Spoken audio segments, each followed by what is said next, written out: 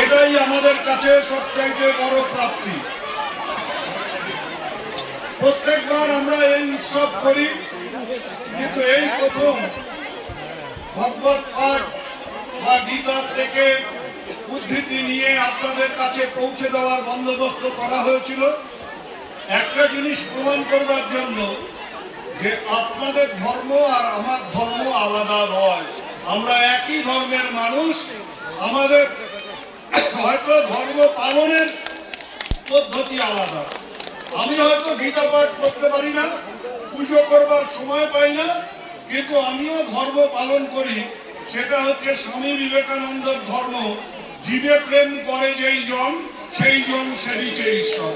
জীবে প্রেম করার মধ্যে দিয়ে ঈশ্বরের সেবা করাটাই একটা ধর্ম, সেই ধর্মটাকে পালন করে আসছি।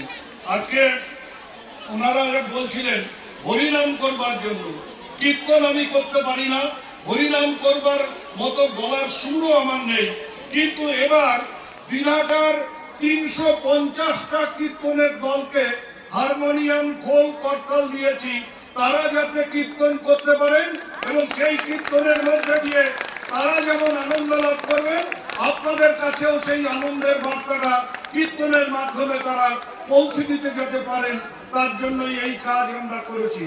সবাই মিলে একসাথে থাকবো, সবাই মিলে কাঁধে কাঁধ মিলিয়ে চলবো, দিনহাটাকে আরো এগিয়ে নিয়ে যাব, সেই কাজে আমরা সবাই সামিল হব।